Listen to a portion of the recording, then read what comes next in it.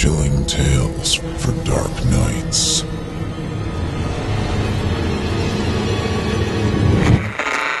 The following program is a production of Chilling Entertainment and the creative team at Chilling Tales for Dark Nights, and a proud member of the Simply Scary Podcasts Network.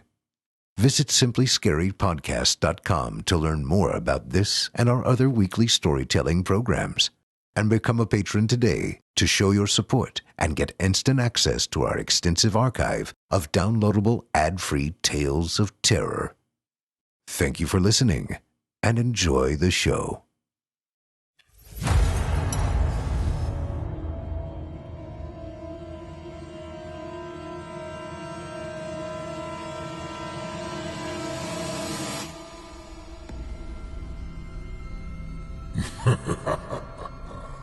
Good evening. I'm storyteller Otis Gyrie, and I ain't your grandfather. From where I'm from, we don't do bedtime stories.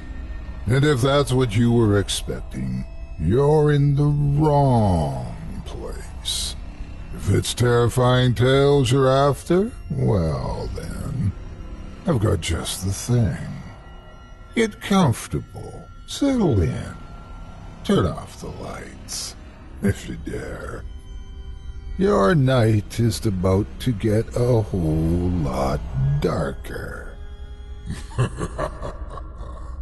Who needs sleep anyway?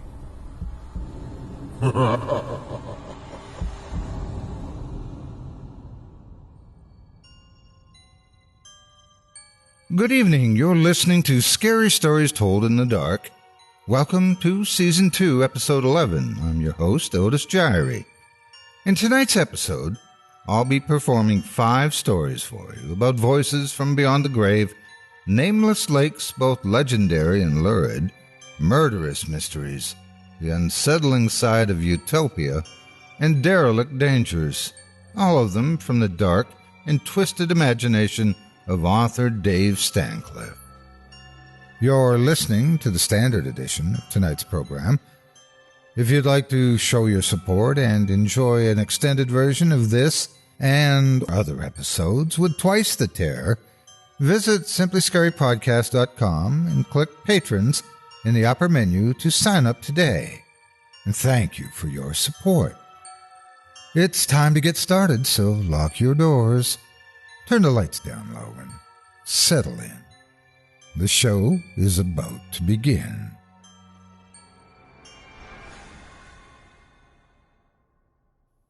Our first tale of terror this evening from Dave Stancliff is entitled Ghost Radio. 3, 2, 1. You're on the air. Hello, folks. Glad you could make it on my broadcast, the Tom Mahon Hour.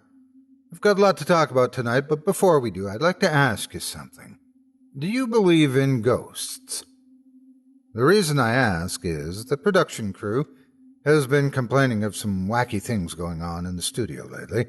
Things disappearing and reappearing again somewhere else. Stuff like that. I've got to tell you right now that I don't believe in ghosts. If you do, call and let me know why, okay? Let's move on to the controversies that are currently surrounding our state legislatures and crime in the local neighborhoods. Hello, caller. This is Tom. What's your name? Jacob. Okay, Jacob. What's your beef this evening? I want those young hoodlums to quit walking over my grave. I'm sorry, Jacob. I think we had a bad connection. Did you say someone's walking over your grave? That's right. I'm getting sick of it, and if it doesn't stop, I'm going to have to resort to haunting them and the neighborhood. Oh, boy, they're out tonight. Tom laughed while hanging up on the caller. That's what I like about doing this show, listeners. There's always something new under the sun, or, like in this case, the phone. Stick with me for a minute while our sponsors get their messages across to the Windy City in Chicago. Tom took the opportunity to see what Dexter, the production sound man, wanted. "What's up, Dex?" he asked. "Someone outside wants to see you." "Who?" Tom asked with real interest. This was not a common event. Says his name's Jacob. Tom froze. Guy's a nut. Tell him to leave. Say you'll call the police. He hurried back to his swivel chair and flipped the mic on just as the logo music ended for an ad about blood pressure medicine.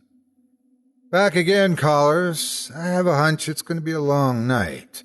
Going ahead and sip on something good and share your thoughts. This is Tom Mahan, and I'm listening. The next 40 minutes went by quickly as people called in to complain about local issues and corrupt politicians. I'll take one more call before calling it a night. Hello, this is Tom. This is Jacob, and I'm not happy with you, Tom. That was pretty rude hanging up on me like that. Tom stared at the mic with growing horror. He didn't like the sound of this guy's voice. I told you, I'm tired, getting tired of people walking all over my grave. You know that empty lot you live by on Elm Street, Tom? Well, that's where I was buried. Things were fine until the developers built a brand new neighborhood around my final resting place. I wanted to stop. Somehow Tom stammered, "You're crazy. Leave me alone." He turned the mic off and sat there, ashen-faced. His heart was beating so fast he had to take a couple of deep gulps of air. "Hey, Dexter," he shouted at the sound room. "There's a caller named Jacob who's crazy." "Yeah, I know," Dexter said. "I was listening, you know." "Don't ever let him through again." Tom was still shaking when he went outside and got into his car. It would be light soon, and thoughts of Jacob would dissipate during the day. When 5 o'clock rolled around, it was time for Tom to go to bed. He started work at midnight. All he needed was 6 hours of sleep. He woke up with a start. Someone was pounding on his front door. He slipped his robe on, walked out to the living room, and turned the porch light on. Leaving the latch lock in place, he peeked out at the opening. He didn't see anything at first, and started to relax, thinking it was just some kid playing a prank. Then he looked down on the porch. There was a pile of foul-smelling, dark, rich earth spread out, covering the tile. It was 10 o'clock, and he decided to stay up. He couldn't sleep now if he wanted. This was getting out of hand, but how could he tell the police that a pile of dirt was a threat? There was the phone call from the night before. Would that be enough? By the time he got to work, he had a pounding headache. It was clear and cold outside. He welcomed the cup of hot coffee Dexter gave him as soon as he entered. "Are we doing open mic night again, or do I have a guest tonight?" he asked eagerly. "No guest. Sorry, it's open mic again." Tom sat in his leather swivel chair and held the hot cup of coffee up to his mouth and inhaled the aroma. Took a couple of aspirin and looked over a list of topics his producer Dan lined up for him. The first hour of phone calls went smoothly with some lively topics. Then Tom's jovial tone stopped abruptly as the caller identified himself as Jacob. He looked over at Dexter with panic and surprise in his eyes. Dexter looked shocked and was shaking his head. "I'm about to lose my patience with you, Tom. You find a way to keep people from walking all over my grave, or you're going to be seeing a lot of me in your dreams. This is your last warning." On the way home from work that morning, he decided to contact the developer, who was an old classmate, and find out what the status of the open lot was. That they were friends was another reason he decided to buy one of his new homes on the newly named Elm Street. "What's that status of that empty lot at the end of my street?" Tom asked. "It's not a full lot. I'm not sure what to do with it." "There's something you should know, Rory. The neighborhood kids have been playing there more frequently, and there's been a couple of injuries. At some point, some angry parent may try to sue you for damages." "Well, I had no idea. Thanks for letting me know, pal. I'll get right on that and put up a fence with warning signs. Can't thank you enough for bringing that to my attention." Tom left, feeling relieved. He hoped the ghost, which he now believed in, would allow time for the fence to go up before haunting him. True to his word, Rory was at the open lot the following day with a work crew, who put up a solid wooden fence around the lot's perimeter. No trespassing signs were all posted. 4 nights later, Tom was feeling normal again. His logic was badly bruised by the experience, but he was glad it turned out well. That night on open mic, all of his callers were animated, and he was enjoying himself. "Hello, this is Tom Mahan. How can I help you?" My name is Isaac, and a friend of mine referred me to you to get some help." The skin began to crawl on Tom's arms, and the hairs on his neck bristled. "What's your friend's name?" he reluctantly asked. "Jacob. He says you can get people to stop walking all over my grave." Tom's scream reverberated across the airwaves. As it stands, you never know what you might hear on the radio.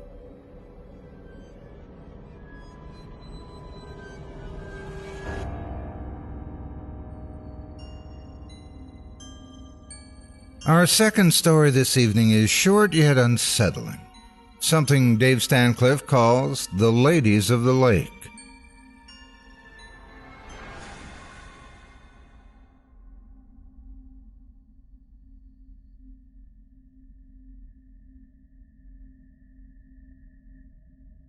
The Ladies of the Lake by Dave Stancliff, performed by Otis Gyrie. Not far from Lake Minnetonka in Minnesota, there's a smaller lake east of that few, if any, tourists have ever seen.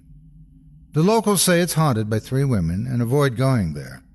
If the lake ever had a name, no one knows what it is now. North of the lake, a 30-mile trek away, is White Earth Lake. A young man born on the Indian reservation that surrounded it desperately wanted to see the world. He was part of the White Earth Ojibwe band and expected to live his whole life there. But the urge to leave coursed through his veins and his blood boiled for adventure. His native name was Nimi. He is dancing. His white name was Roger. In school, everyone had to answer to their white names. Afterwards, the moment they left school, they went by their real names. Nimi was a reader. That's why he was so smart. He absorbed knowledge like a sponge and was able to retain what he learned. He loved mysteries and studied stories that were passed down by the Ojibwe elders. Tales from the ancient days when the people lived in harmony with Mother Earth. One day he had an epiphany. He'd tell his family and friends that he wanted to go on a vision quest. It would give him the reason he needed to leave the reservation, and it could provide direction for his future. He was ready to seek his guardian spirit, who he could call on for protection and guidance. It had been many years since someone in the tribe set out on a sacred vision quest, and the elders were pleased that someone so well schooled in their culture was undertaking it. Although they felt he should be a little older, they agreed to hold the ceremony. When the rising sun kissed White Earth Lake's surface the next morning, Nimi set out on his quest for adventure. He was dressed in leather breeches and a jacket. He wore a pair of beaded moccasins with good luck tokens sewn into them. 2 days and 30 miles later, Nimi came upon the nameless lake. When the locals told him it was haunted, he felt a thrill of excitement. This was a challenge, he decided, and made a crude camp by the lake. That night, he had weird dreams.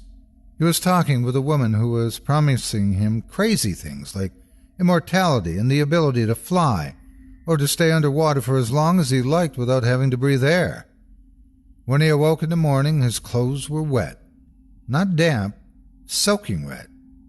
He scrambled to his feet and jumped around, shaking himself dry under the newly arrived sun. Instead of being worried about why he was wet, Nimi recalled the stories the locals told him.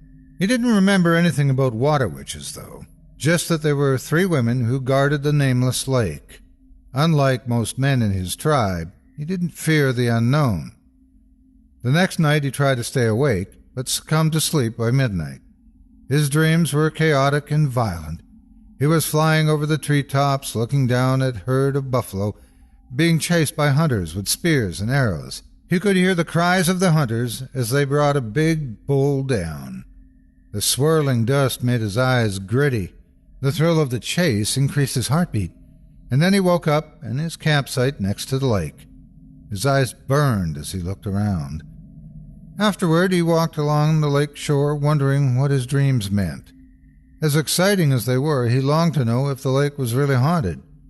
Thus far, he hadn't seen any ghosts, yet the locals insisted they were there. He'd gone 5 days without food, hoping it would give him a vision. His body was so weakened he quit walking and sat down by the lake, staring out at its shimmering surface with glassy eyes. That night, as he lay barely conscious by the smoldering fire pit in his camp, 3 women came to him. They wore diaphanous dresses that accentuated their lithe bodies as they walked across the lake and on land to his camp. How much longer before this human dies from lack of food and our nightly bloodletting? One of the women asked the other 2. It's hard to say, sister. This human has a strong spirit, another one commented.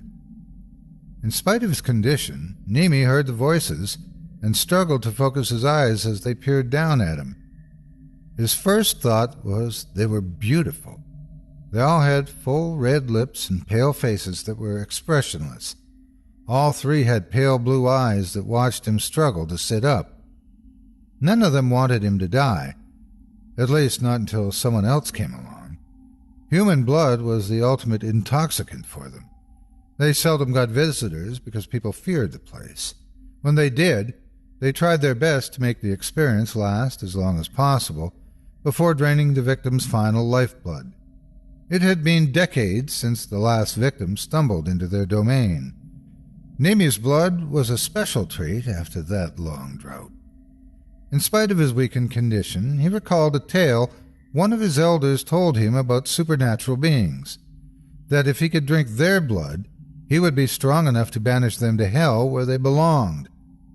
Summoning up the last of his strength, he spoke.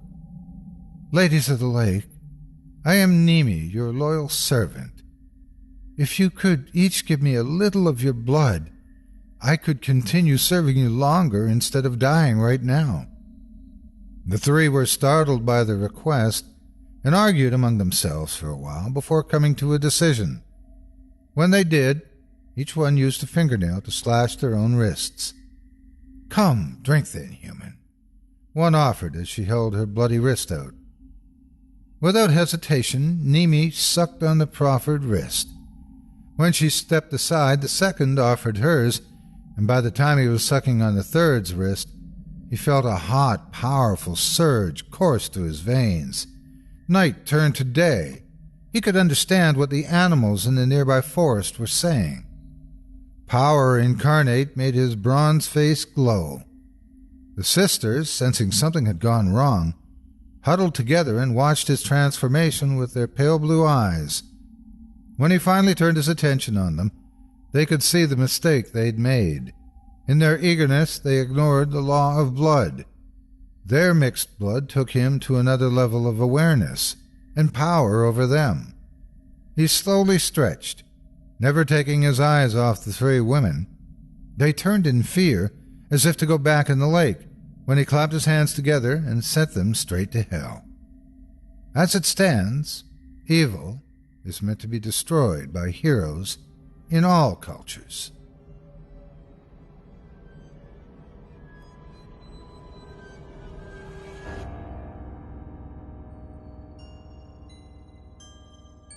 Our third tale tonight is bound to send a chill down your spine.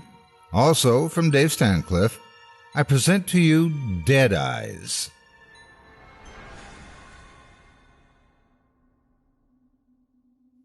Detective Bryce Nance left the crime scene after working it for 2 hours. On his way back to the office, he thought about retiring again. He'd been threatening to retire for months. He was tired of waging war with death dealers. His brain was scorched with images of dead eyes and mangled bodies. 30 years in the force now. Was he ready to leave? He wasn't sure he wanted to retire. What would he do? He'd been a cop all his entire adult life. He drove his wife of 30 years nuts if all he had to do was piddle around the house. As he filled out his report later, he thought about the victim.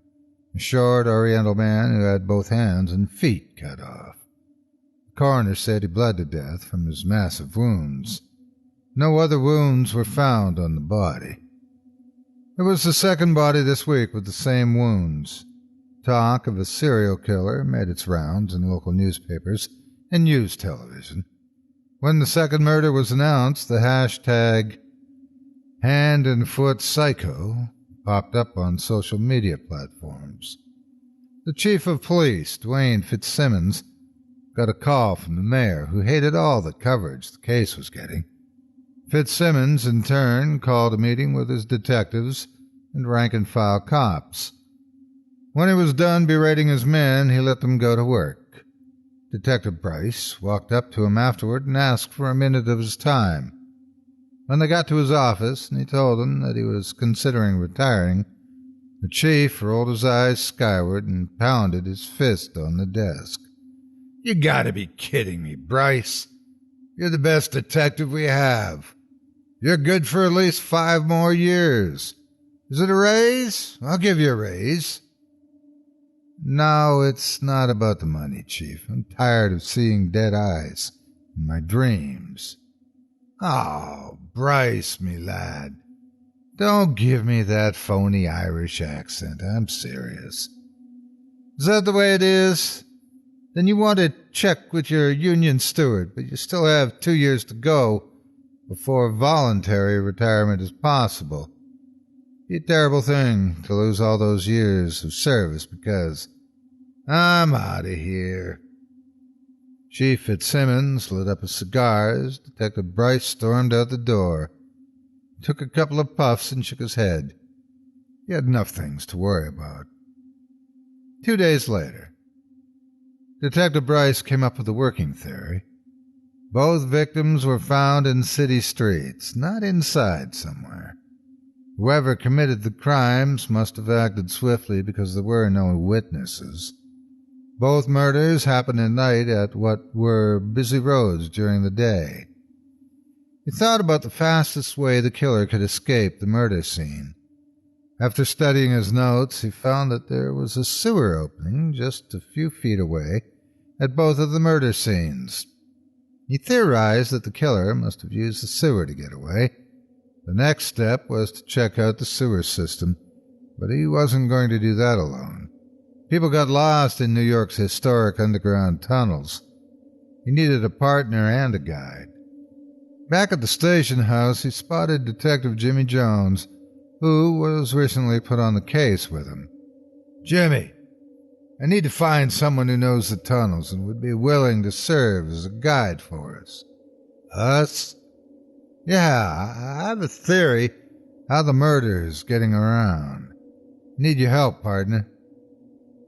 "Okay, I do happen to know someone who will fit the bill. He'll do anything for money. He lives on the streets. I'll get word out right now." Detective Bryce watched him go. He was 10 years younger than himself, still vigorous and ambitious. He was a good man.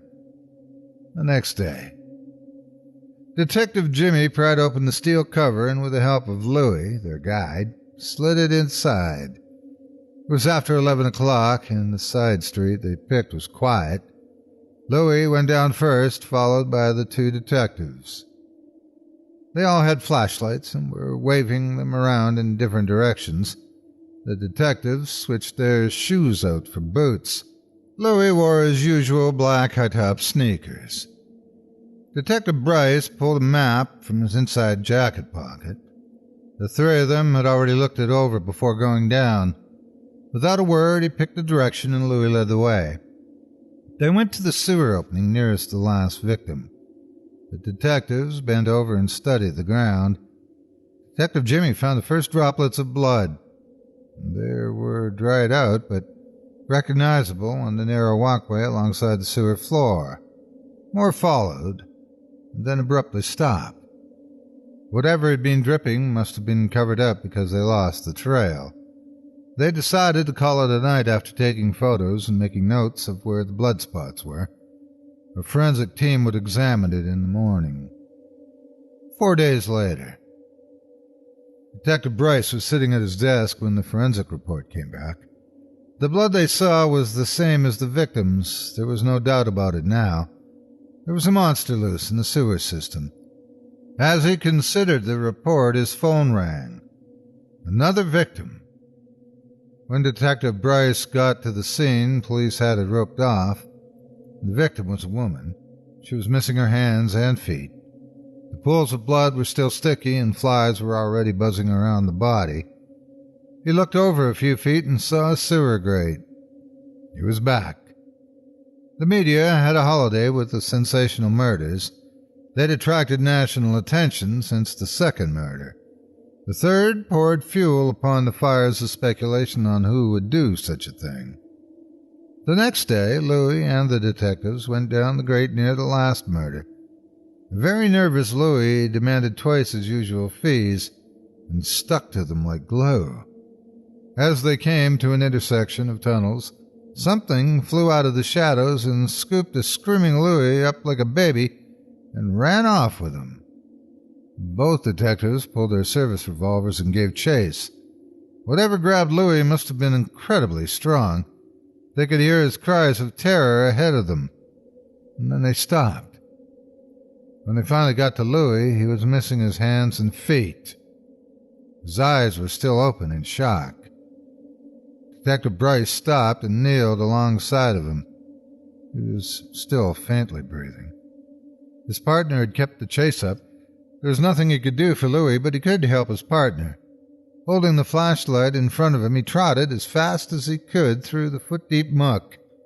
There were two openings ahead. He stopped in between them and listened. He heard a noise at the same time he was hit from behind, sending him sprawling in the muck. He looked up at the giant pale figure, eerily illuminated by his flashlight on the ground. He was bald and had dead white eyes. The albino horror pulled a hatchet from his rope belt and slowly approached him. Detective Bryce fumbled for his shoulder holster and gun. The thing bent over and brought the hatchet down, lopping off his left foot. He could hear himself screaming in agony when the shots went off.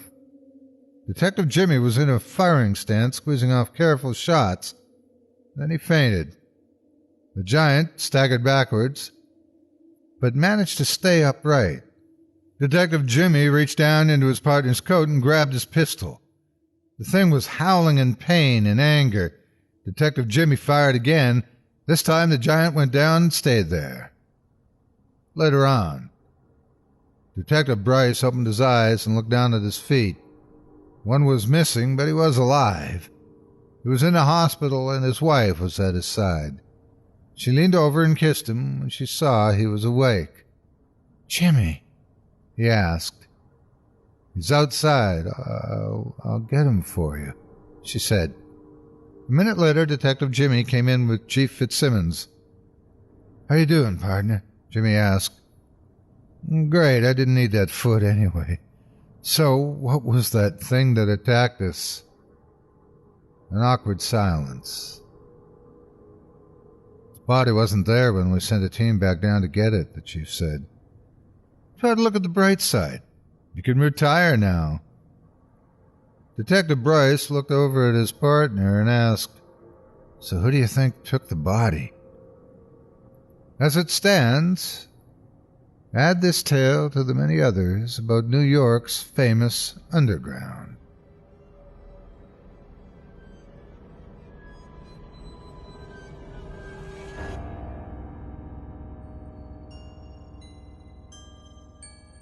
Thanks for joining me tonight for Scary Stories Told in the Dark. All of the stories featured in today's episode were written by Dave Stancliff. Dave is a retired newspaper editor and publisher, veteran, freelance writer, and blogger currently residing in Bedford, Oregon. Married 43 years, Stancliff is a self-professed independent thinker with a sense of humor. You can find more of his work on his official blog, asitstands.blog, or visit his author profile at simplyscarypodcast.com today for more information. If you like what you heard and would like to hear a premium extended edition of tonight's episode, which includes 2 more terrifying tales, visit simplyscarypodcast.com today and click the Patrons link in the menu at the top of the screen.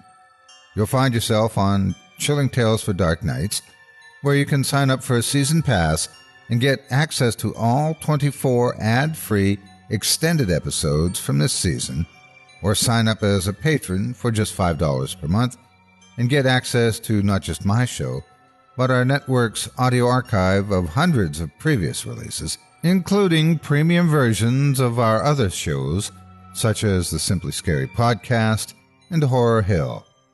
Not only that, but you'll be lending your support to this very program and help me continue bringing nightmares to life each and every week. Thank you very much for your support.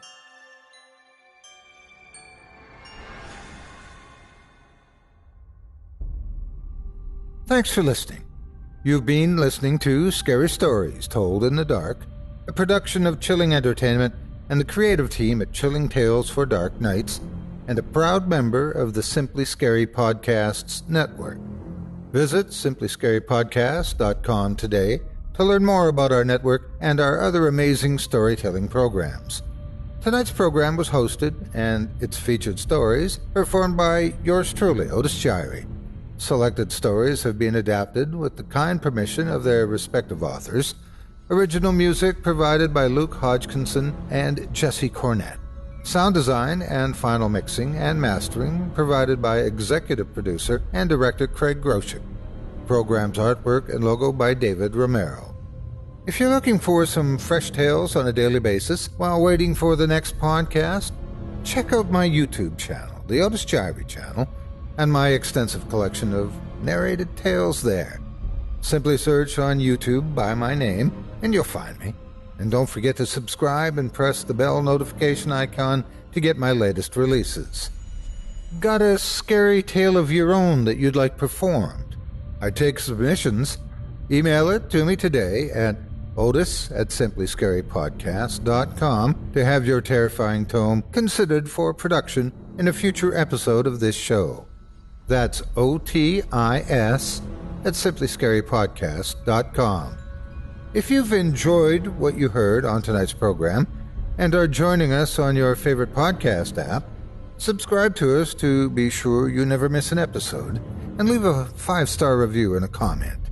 Your feedback means a lot to me. You can also follow Chilling Tales for Dark Nights and yours truly on Facebook to connect anytime and get the latest updates on this and other programs and my channel.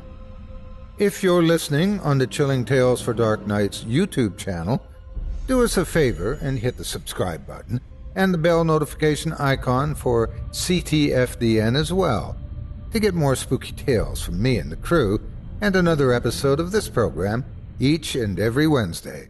And don't forget to hit that thumbs up button to tell us how we're doing and leave a kind word or a request. And don't forget to visit us at chillingtalesfordarknights.com and consider supporting the team by becoming a patron. In addition to helping us out, you'll get exclusive access to our audio archive and ad-free downloads of all your favorite stories, including those you've heard on this program. As for me, I'll be back next Wednesday with more terrifying tales to keep you up all night. But that's all right. Who needs sleep anyway?